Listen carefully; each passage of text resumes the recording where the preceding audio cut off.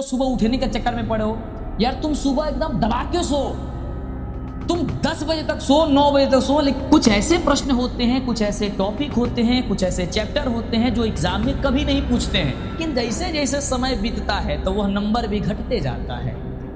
यानी जैसे जैसे समय बदला वैसे वैसे आपका मार्क्स कम हो रहा है। तो मेरी बात करते हैं तो मैं लगभग 7 सालों से सिर्फ बिहार बोर्ड के बच्चों को पढ़ा रहा हूँ, तो कहीं ना कहीं मुझे पता होगा। और बिहार बोर्ड में ये भी बात पता है कि यार सबसे ज़्यादा क्वेश्चन अगर एग्जाम में टच करता है तो मेरा ही करता है। आप रिकॉर्ड चेक कर सकते हो। अगस्त महीने से पढ़ करके टॉपर कैसे बने, हजारों बच्चों का क्वेश्चन। कई जगह आप लोगों ने वीडियो भी देख लिया है, लेकिन रियल में आपको ये पता नहीं चल रहा है कि स्ट्रेटेजी क्या होनी चाहिए, टॉपर बनने का प्लान क्या है, कैसे पढ़ें, क्या टाइम टेबल होना चाहिए, क्या पढ़े और क्या छोड़ दें। क्योंकि कई बार ऐसा होता है कि हम वो चीज़ें पढ़ते रहते हैं जो एग्जाम में कभी आता ही नहीं है। तो इसलिए मैं आज आपको सटीक जानकारी देने वाला हूं कि आधे महीने से ज़्यादा समय यदि आपका बीत चुका है, लेकिन आपका सपना है, आपके अंदर जुनून है, तो आज की वीडियो आपके लिए है। हम समय को ध्यान में रखते हुए आपका कुछ टाइम लेंगे, तो प्लीज़ आप यहाँ पे देखिएगा। सबसे पहली स्लाइड जो है आपके सामने यहाँ पे देखने को मिल रहा है कि टॉपर बनना कठिन है लेकिन असंभव नहीं है। ये बात बिल्कुल सही है। ऐसा नहीं है कि भाई साहब टॉपर बनना मुश्किल है, आपसे नहीं हो पाएगा। मैंने कहा कि देखो भाई कठिन तो है, क्योंकि हर एक विद्यार्थी टॉपर नहीं बन सकता है। क्योंकि जब बोर्ड एग्जाम आपका होगा या मैट्रिक का या इंटर का है तो आप अकेले नहीं बैठोगे या आपके 10-5 विद्यार्थी नहीं होंगे।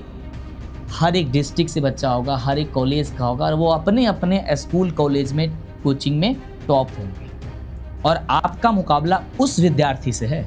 तो ये बिल्कुल कठिन है लेकिन असंभव नहीं। हजारों लाखों बच्चे आपके साथ बैठ करके एग्जाम देंगे। तो इसके लिए क्या करना है? सबसे पहला आपको स्वार्थी बनना पड़ेगा। अब आप कहोगे सर ये तो एक नया वर्ड सुन रहे हैं, हमने कहा था ना कि आपको बिल्कुल सटीक जानकारी और कुछ अलग ही बताएंगे।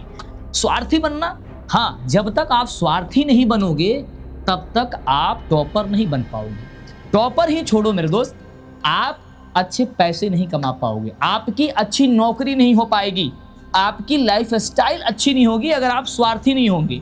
याद करो कि अगर मुकेश अंबानी जी आप ही के जैसे किसी दोस्तों के साथ बैठ करके और मजे लिए होते तो आज वह इतने बड़े इंसान न होते। सोचो एक बार कि अगर प्रधानमंत्री मोदी जी अगर आप ही के जैसे रील स्क्रॉल कर रहे होते तो वो भी आज प्रधानमंत्री नहीं होते।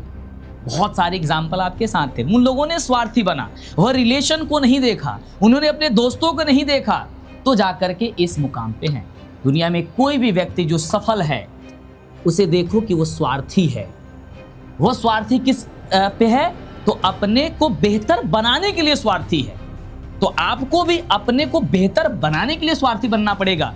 अब टॉपर बनने की बात कर रहे थे हम, तो अगला स्टेप आपको हम बताते हैं, क्योंकि हमने बताया था सब कुछ आपको लिख लिख के बताएंगे, वैसा यूनिक चीज बताएंगे जो आपको कहीं नहीं देखने को मिलेंगी। अगली है कि वैसा प्रश्न पर ध्यान दो जो परीक्षा में पूछा जाता है। लेकिन नहीं, इस टॉपिक को तो हमें बाद में बतानी थे यार, पहले कैसे आ गया? पहले तो इसे बतानी है। ये क्या है? सिलेबस को अच्छे से कवर करें। सबसे पहली कंडीशन अगर बात किया जाता है पढ़ाई के मामले में, और अच्छे से हमने क्यों लिखा? एक वर्ड मैंने लिखा है अच्छे से। अच्छे से का क्या मतलब भाई?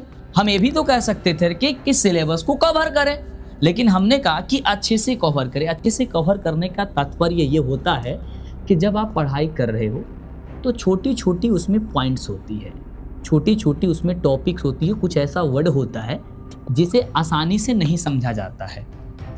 अगर आप ऑनलाइन पढ़ते हो तो टीचर पढ़ा रहे हैं बोर्ड पे, तो होता यह है कि टीचर बोले तब तक तुमने कमेंट पे ध्यान दिया है, तब तक वो ऐसा वर्ड बोल दिए जिसको तुमने ध्यान से सुना नहीं, फिर वो आपको समस्या में पड़ा देता है।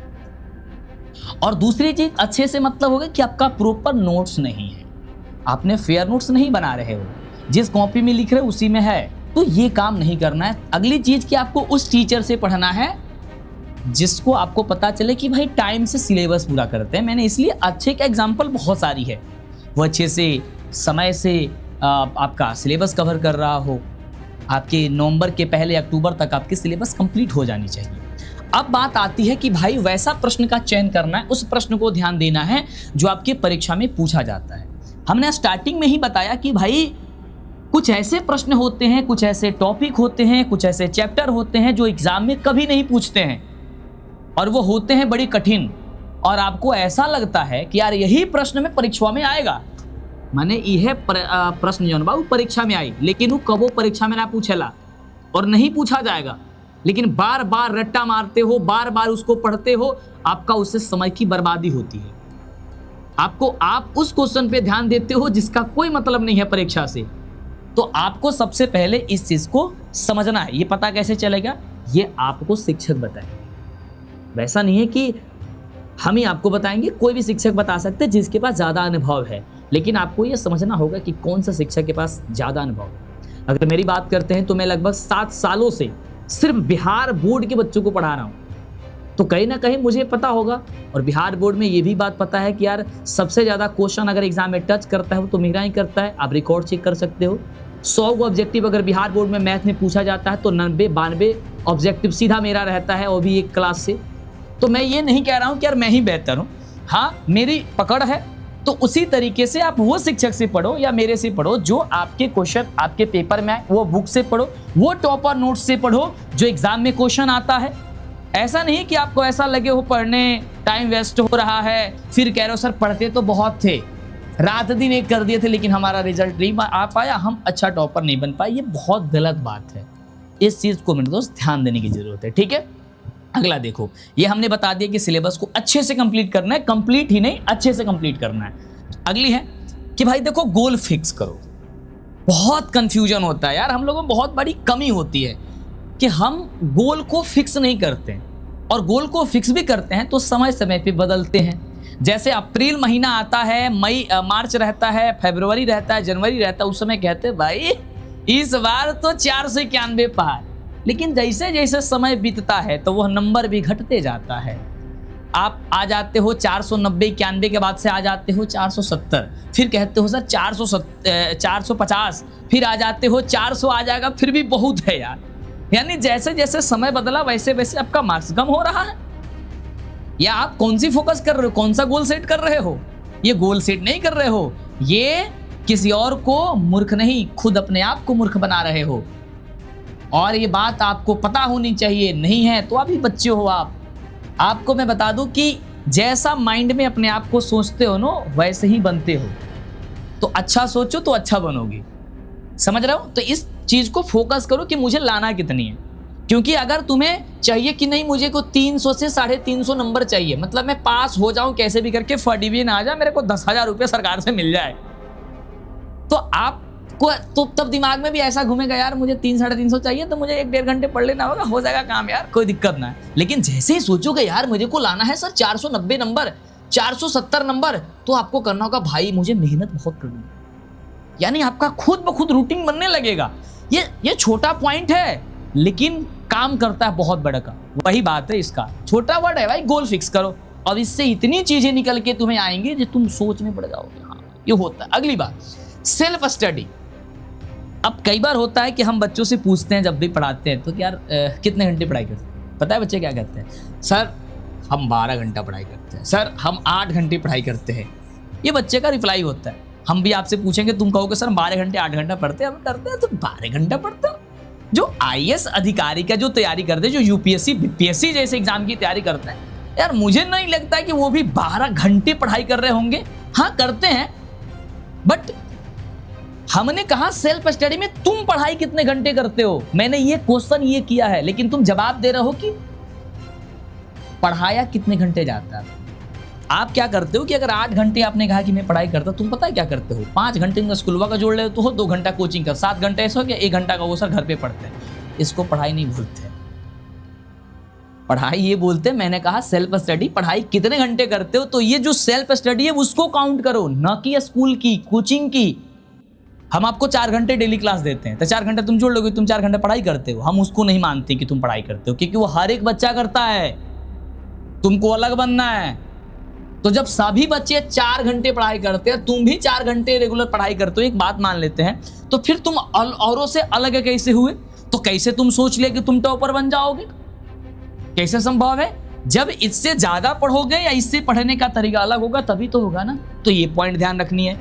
रूटीन फॉलो करो। कई बार होता है कि जब हम पढ़ाई करने बैठते हैं तो रूटीन बनाते हैं, डेली रूटीन बनाते हैं कि भाई मुझे इतनी घंटी सोनी है, इतने बजे उठनी है, मतलब तमाम चीज़ें होती है, इतने घंटे में ये हो जाएगा वो हो जाएगा, लेकिन ये बाद में फॉलो ही नहीं होता है। तो क्यों ऐसा करते हैं भाई? रूटीन बनाते हैं। मुझे तो, और एक चीज़ रियल बात करें अगर मेरी, क्योंकि मेरी वीडियो सबसे अलग की होती है, मैं अलग ही बताता हूँ। मेरी बात तो ये होती है यार, रूटीन ही नहीं होनी चाहिए, पढ़ने का रूटीन नहीं होनी चाहिए। हर कोई बताता है पढ़ने का रूटीन होना चाहिए, मुझे लगता है कि पढ़ने का रूटीन नहीं होनी चाहिए, रूटीन होनी चाहिए आपकी खाने की, रूटीन होनी चाहिए आपको सोने की, रूटीन होनी चाहिए किसी काम करने की, लेकिन पढ़ने की रूटीन इसलिए नहीं होनी चाहिए क्योंकि पढ़ना तो हमेशा है, लेकिन उसमें से टाइम निकालना है कि भाई मुझे काम कब करना है, खाना कब है, सोना कब है, कहीं जाना कब है। तो आप उसके लिए रूटीन निकालो ना। आप 24 घंटे में आप वो पॉइंट निकालो कि मुझे कितने घंटे सोनी है, क्योंकि अगर तुम ये निकाल रहे हो 24 घंटे में कि मुझे कितने घंटे पढ़ने हैं, तो इसका मतलब है कि आप इसे सेकेंड पार्ट मान रहे हो पढ़ना, ये प्राथमिकता नहीं है। क्योंकि सबसे पहले सोचोगे कि मैंने खाना खा लूंगा तब पढ़ूंगा, तो पहले फर्स्ट काम खाना खाने का हुआ, न कि पढ़ने का। पहले ये होना चाहिए कि मैं पढ़ लूं तब खाना खाऊं, उल्टा करो, पहले मैं पढ़ लूं तब सोऊं, ऐसा नहीं कि मैं सो लेता हूं तब पढ़ता हूं। ये नियम चेंज करो। सबसे अलग बनना है तो सबसे अलग सोचना हो। सब कोई क्या करता है कि मैं सो लेता हूं उसके बाद पढ़ता हूं, तुम क्या करो, तुम पहले पढ़ लो फिर सोना। सब कोई क्या करता है कि नाइट में सो जाता है और सुबह में, कोई भी बच्चा विद्यार्थी ये फॉलो करता है कि मुझे सुबह में उठना है, वो उठ नहीं पाता है। तो तुम काहे उसके चक्कर में पड़े हो, सुबह उठने के चक्कर में पड़े हो? यार तुम सुबह एकदम दबा के सो, तुम 10 बजे तक सो, 9 बजे तक सो, लेकिन सुबह 3 बजे तक पढ़ो, उसके बाद सो। उल्टा करो ना यार, हर एक चीज उल्टा करो।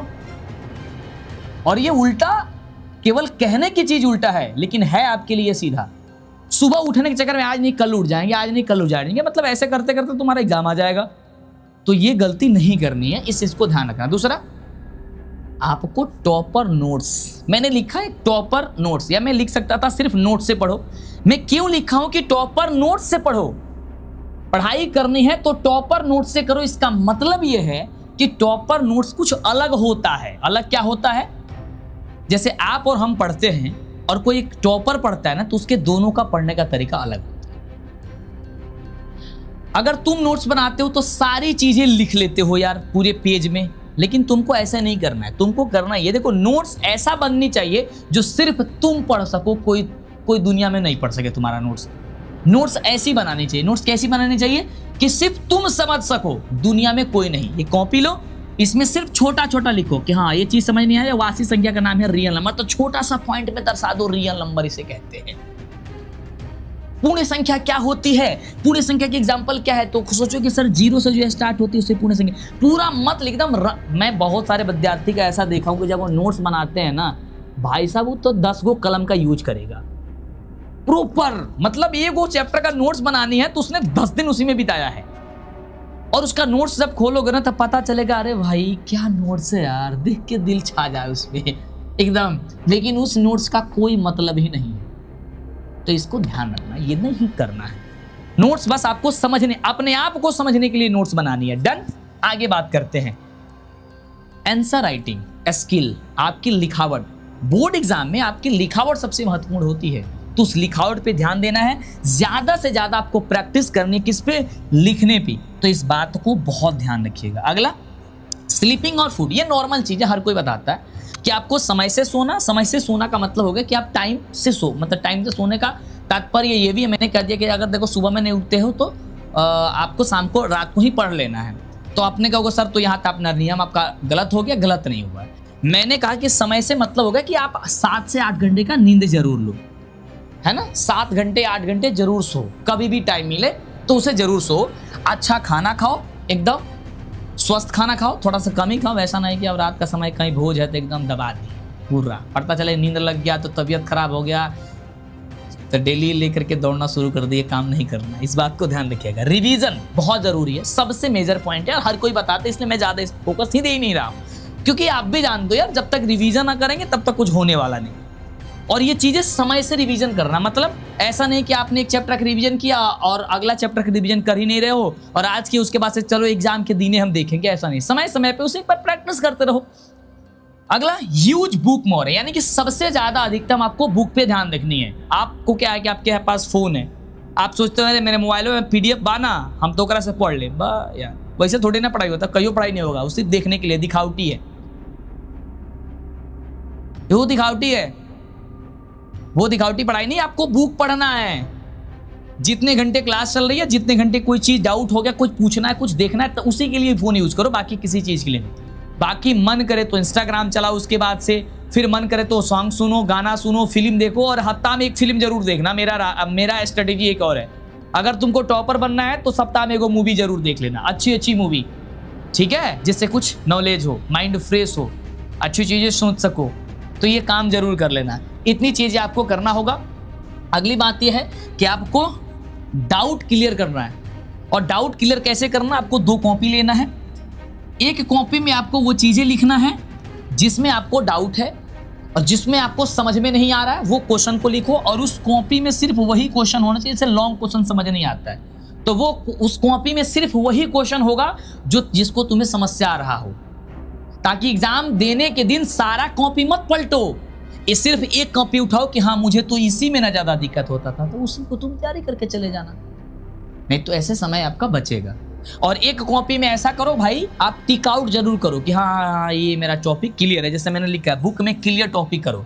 बहुत सारे ऐसे चैप्टर होते हैं, बहुत सारे ऐसे टॉपिक होते हैं जिसे दोबारा एक बार में ही समझ में आ जाता है, या कभी भी एक झटके से भी देखोगे तो याद हो जाता है। उस टॉपिक को तुम खत्म कर लो, टिक कर लो कि भाई मुझे इस पे ज्यादा फोकस नहीं करनी, क्योंकि ये तो आसानी है। अब ऐसा नहीं है कि आप सारा चैप्टर को स्टार्टिंग के उस चैप्टर की पढ़ रहे हो, तो उसको नहीं, उसको अलग कर दो ना भाई, जो कठिन है उस पर ध्यान दो, नॉर्मल उसको हटा दो। ये छोटे छोटे पॉइंट्स हैं, सबसे अलग की पॉइंट है, जिसे यदि आप फॉलो करते हो तो बेहतर हो जाएगा। बाकी ये वीडियो कैसी लगी आप हमें ज़रूर बताइएगा। हाँ, खास बात बहुत ज़रूरी जिसे मुझे पहले बता देनी चाहिए थी कि आप अपनी स्टडी मटेरियल आप किस तरीके से पढ़ाई करते हो, आपका टाइम टेबल क्या है, आप हमें ज़रूर बताइए। कैसे बताओगे? आप जाओ इंस्टाग्राम पे, और इंस्टाग्राम पे जा कर के सब बच्चे चलाते हैं, मुझे बात पता है, वहाँ पे आप अपनी फ़ोटो खींचो, वीडियो बनाओ, और मुझे मंटू सर विद्याकुल आईडी पे जाकर के टैग कर दो इंस्टाग्राम पे। हम आपको चेक करेंगे, हम आपको देखेंगे, हम आपको लाइक करेंगे, हम आपको कोई गलती होगी उसमें सजेशन देंगे कि बाबू ऐसा नहीं किया जाता, आप ये काम करना। तो कर रहे हो ना, तो जरूर करिएगा। ठीक बात जरूर बताइए, भेजिएगा। जो परेशान है, जो माइंडली परेशान है, उन्हें समझ कुछ नहीं आ रहा है कि अब क्या होगा, उनका यह हेल्प हो जाएगा। हेल्प करना आपकी जिम्मेवारी है, आप स्टूडेंट हो, आप छात्र हो, जीवन में हेल्प करने के लिए ही बन रहे हो। Thank you so much, love you, take care, bye. मिलते हैं अगले वाली वीडियो में आपके साथ।